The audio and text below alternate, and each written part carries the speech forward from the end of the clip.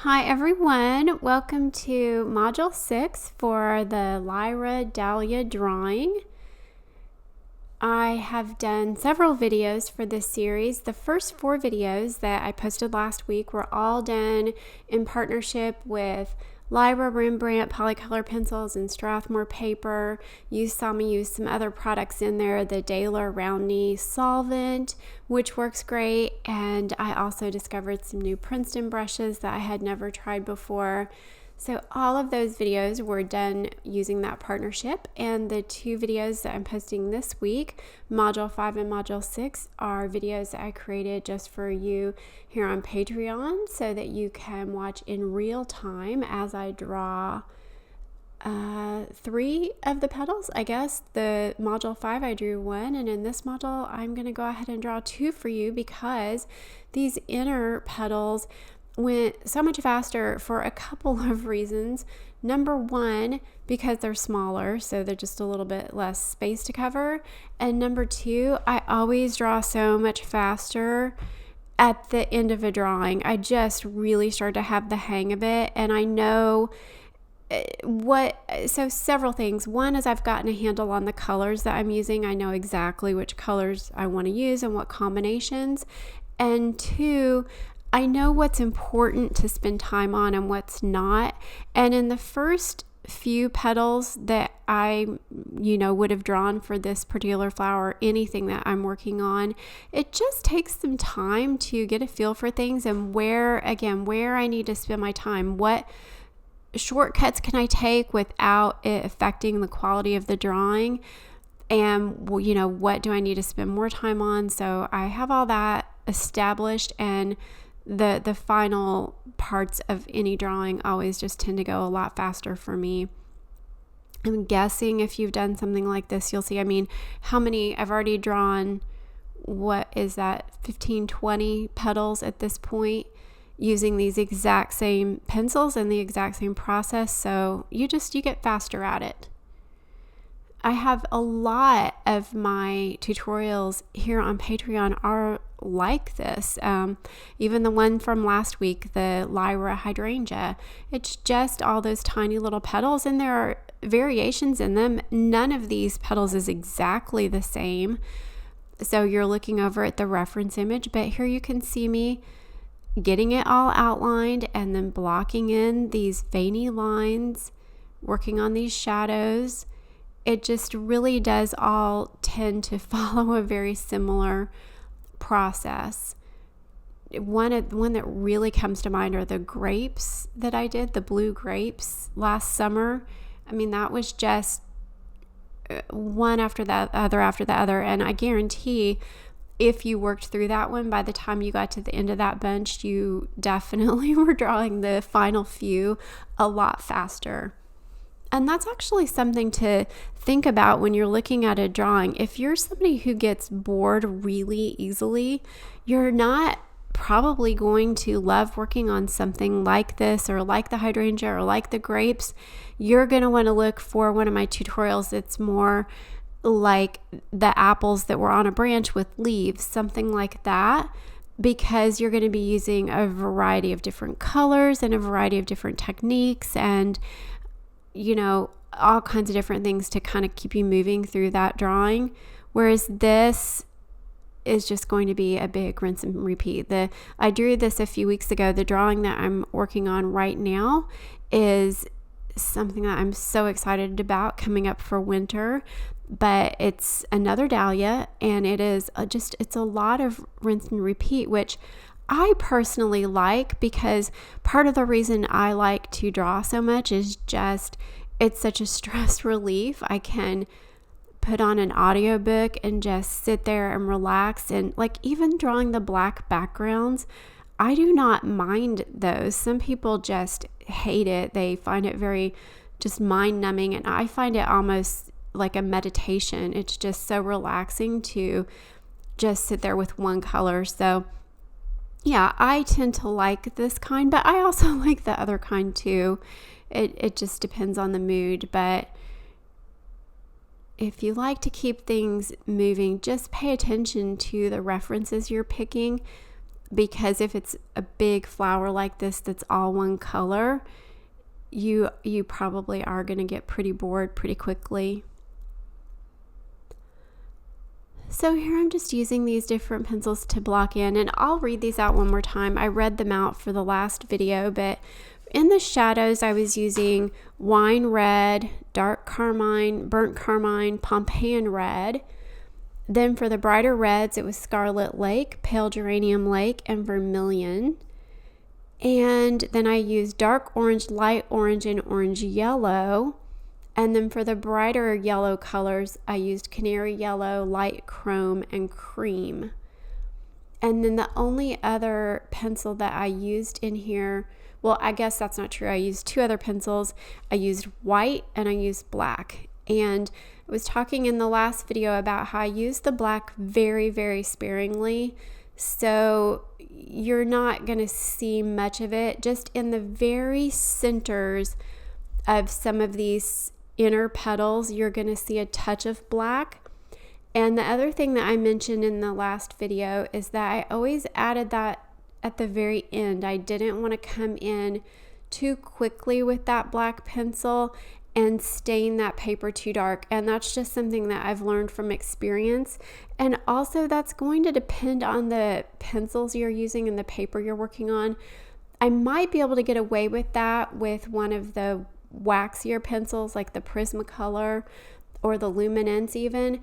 But with these more oil-based pencils like the Polychromos or like these Polycolors or even the Light Fast pencils, I feel like they tend to stain the paper too dark, and it's just, you come in with an electric eraser and you can fix quite a bit of that if you do have that happen, but I just find it better to add a touch of it at the very end so you don't go too dark too soon. I'm all about making sure the values are dark enough, but that's an area you need to be careful in. But most of the shadow that you're seeing is coming from the wine red. That's the darkest pencil I was using. And then also some of the burnt carmine was just slightly less dark than the wine red.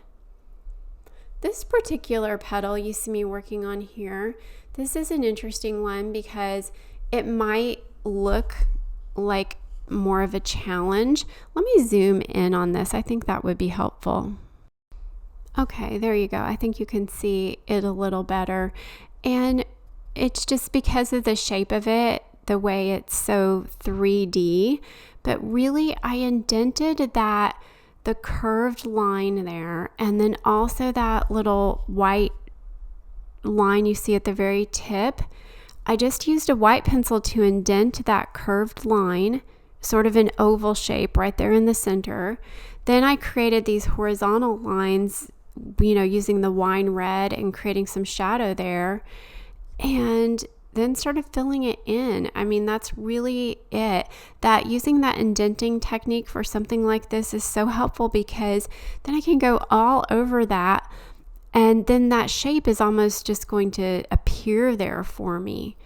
And it's, you saw me draw it here in real time. It's just really not that hard. There are some subtleties here with the shadows that you're going to see me continue to work on probably after I blend with solvent, but using that yellow pencil to create some highlight. See how quickly that transformed that center there just a little bit?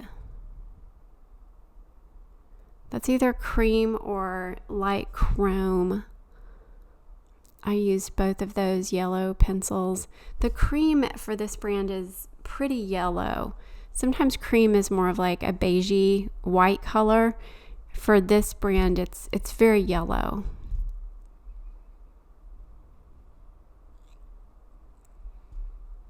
And then a brighter red. Just pressing pretty hard to smooth all that out.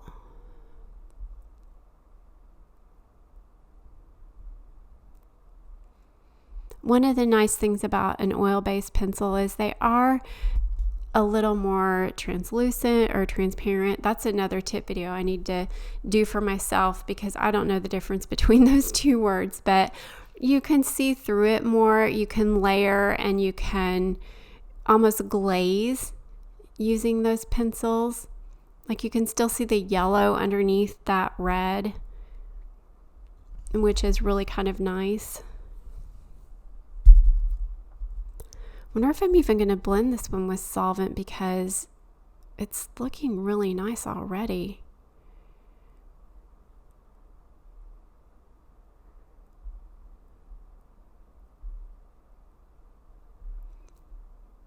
Everybody's always asking me if they can follow along with my tutorials and not use solvent.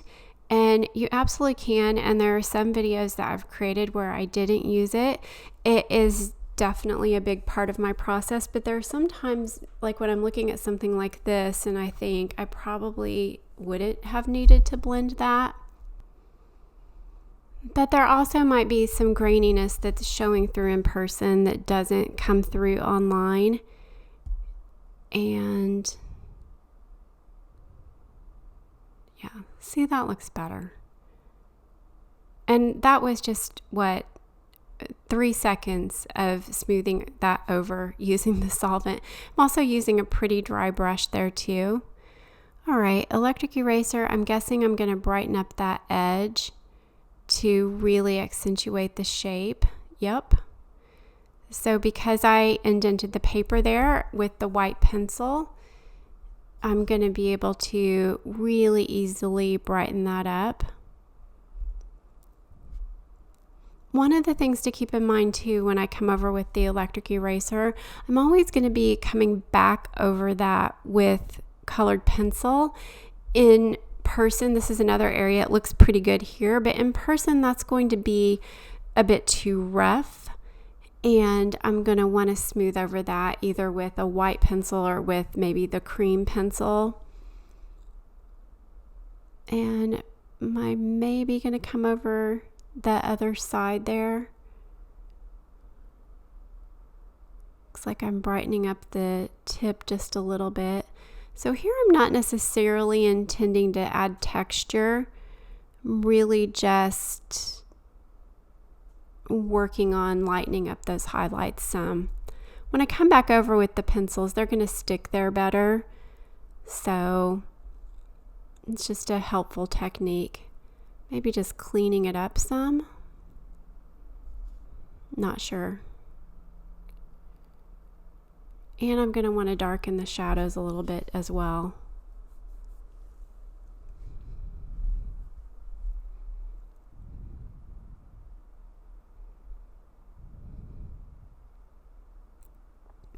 So I'm using that really sharp wine red there to go around the edge of that. So really cleaning up the edge around there to make it really nice and sharp and smooth.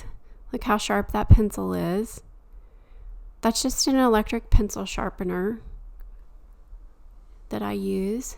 I've gotten to the point where I almost exclusively use this electric pencil sharpener. It's an AFMAT is the brand I have right now. I think all of the brands seem to be very similar, but I really don't like using the manual pencil sharpeners. So unfortunately, I have a really big collection of tiny pencils. I told my husband if somebody could find a way to invent an electric pencil sharpener that will sharpen tiny pencils, I think you could make a lot of money, because I can't be the only one that doesn't like to do it. I've seen people do things like glue a pencil to another pencil so they can extend the life of it, and that's really great, but I just don't have time to do something like that. I'm always trying to get the next video made, so maybe one day I'll have time to circle back and figure out what to do with all of those tiny pencils. But right now I've been drawing so much. I've had so many commission projects this year on top of my Patreon videos that I've been producing. Plus I'm starting something really exciting that I'm going to share with you guys in a couple weeks, which is a collection for winter. And it's the first thing I've done like this, and I'm adding some other kind of cool things to go along with it. So busy. Actually hoping to slow down a bit coming up in the end of November and December.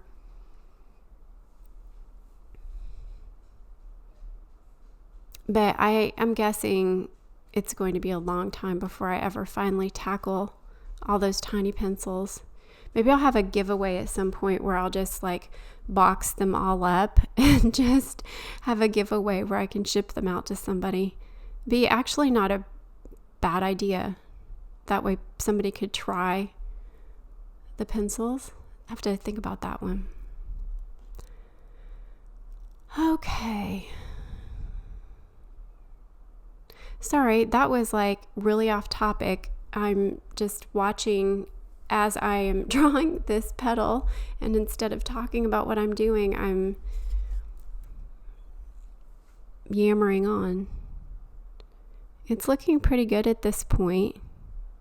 Sometimes when I'm watching these videos, I'm thinking, you can probably be done, Jennifer, because I think that looks all right.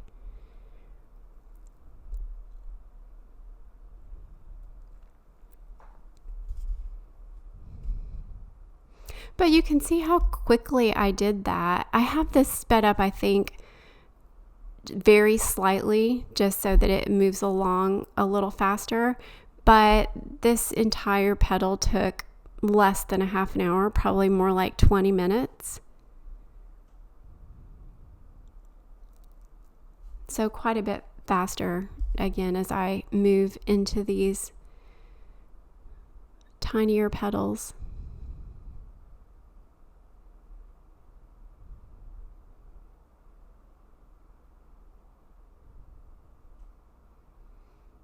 All right, and now moving on to my second real-time petal I'm doing. So just using that cream pencil to fill in this lip. I wanted to do this particular petal because it's probably the most unique petal, I think. And look at the outline, the way I've gotten that, the little squiggles there. Once you get that established, then this is actually going to be easy. But you do need to get that established. And if you can draw in those lines, and then the other thing, if you can indent in a couple places to make sure that that's going to stay nice and highlighted, that's going to be very helpful. But like this little curve right there, that's important. It's definitely not difficult to do. It's just you do have to pay attention to where you get those lines if you want that 3D look. And this is going to be an important one as well because it's right there in the center of the flower. So there's my wine red, and here once again I'm just blocking in the shadows and at the same time getting some of these directional lines in here. I'm using a very light pressure at this point, just really, I don't want to say blocking in again. I need to find out another, like a synonym for that, because I say that so often, but just establishing where those are going to be without necessarily having them there in their final form. I can still, after the blocking in process, sometimes I'm not even very careful about what color I'm using when I start blocking in. The colors and everything can be adjusted in later layers. I mean, of course, if I'm not going to deliberately not use the right color, but it doesn't matter that much in this first layer as long as you're using really nice light layers.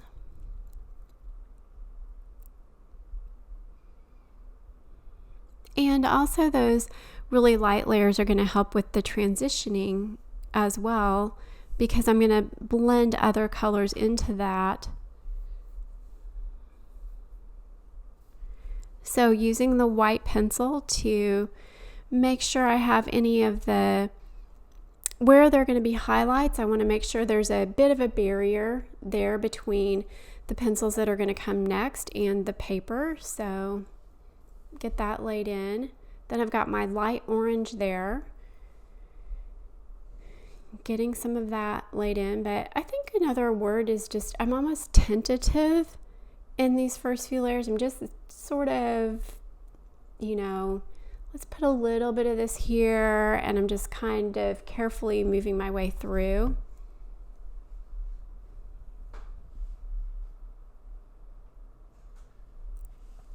A little bit more of the wine.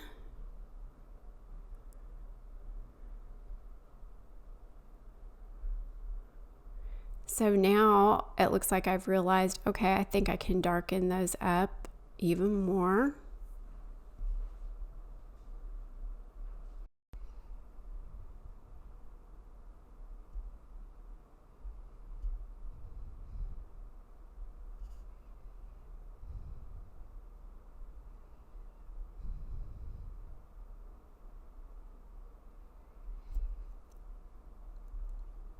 And now a brighter red. And notice how I'm just going over everything with that. I'm going over the shadow, I'm going over the highlight. That would be what I would call blending. I'm just blending everything together. And I'm 99% sure that's Scarlet Lake. I don't know. If I flip that pencil around, I can tell you for sure, because I should be able to read it on there.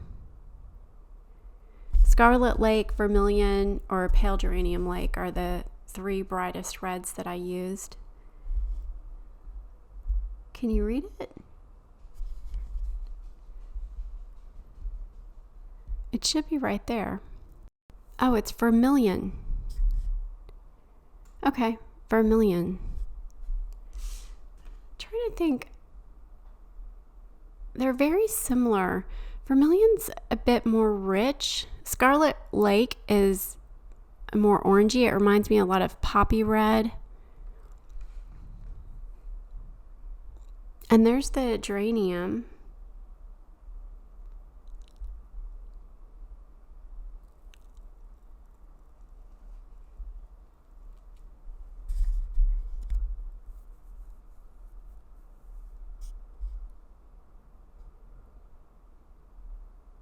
And the Pompeian.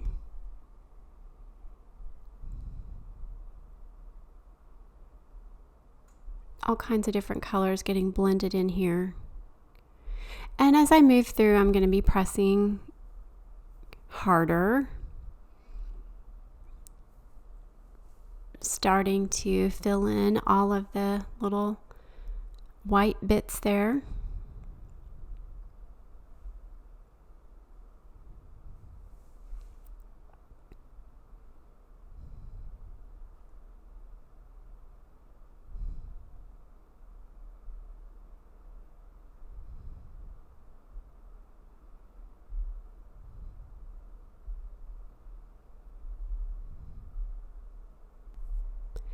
And once again, blending with solvent. And also, once again, this is probably just going to take seconds.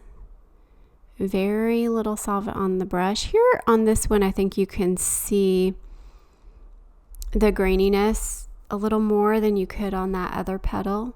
So this one definitely needed to be blended out. This is another one that's going to be just really important that I have that nice sharp edge there.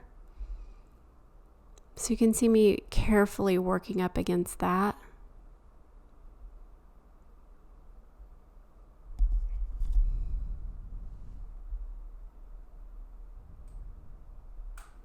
And I cleaned off the brush before I came in, and there you can see where it lifted a little color, and you can see where I indented the paper with the white to give that really nice curve.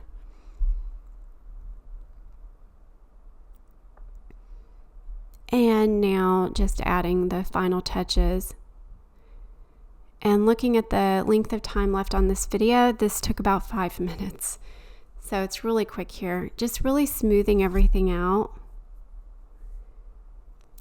And again, like I said about these being the oil-based pencils, it is almost like a what's the word I'm looking for? Like a glaze, kind of. I can smooth it all together, but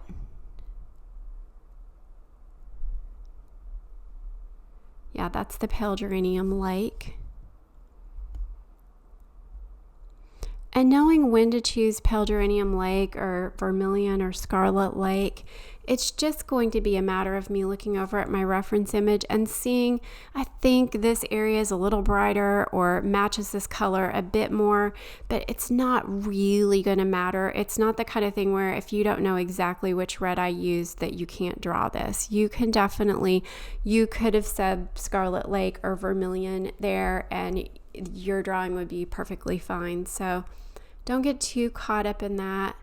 I did that entire color series recently, and I think it's almost something that I'm going to have to explore again in a couple of years. There's just so much to learn about color, and I think the way each of us sees and perceives color is different, because I can explain it in a way that seems to make sense for me, and then I'll still get questions about it. And it is something that some people really struggle with. I think my biggest tip is to not worry about it too much and to really focus on the values. And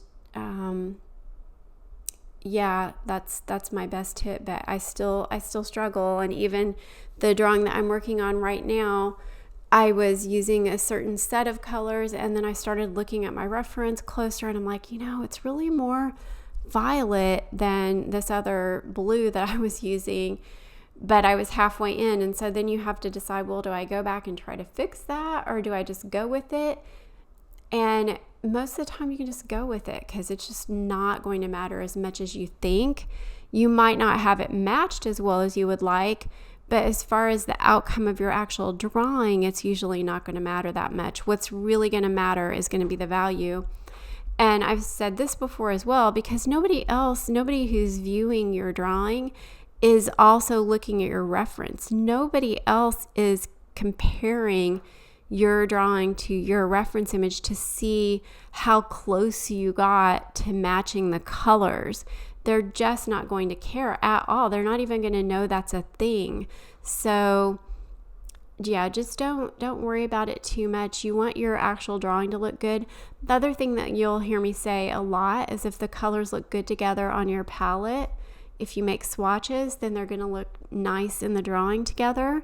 And that's just really true. So I could put any of the reds in sub for any of the other reds, and as long as they all look nice together, it's really going to be okay. So I'll probably keep saying this in different ways. I think sometimes I can say something and I can say the exact same thing slightly differently or slightly different context, and it will resonate with you, or also depending on where you're at in the drawing process. If you're a brand new beginner, you're probably just thinking, yeah, but can you just tell me exactly which color to use and which color to use next?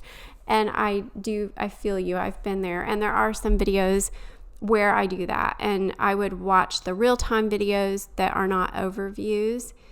And then I will do that for you, because I think that is where I started and it can be helpful. So I'm not trying to undermine that or devalue the fact that it is a struggle. So... but yeah, starting to get that all smoothed out. This particular petal is going to make a whole lot more sense once the rest of the petals around it are drawn in and you can see it as more of a whole.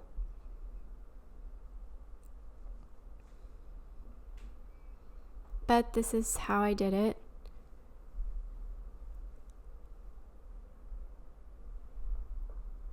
And that's the wine red again. Like I said, the wine red was the main shadow color, other than just touches of black. And that is it for this one. Again, let me know in the comments if you have any questions, and otherwise I will see you in the next video. Bye everybody.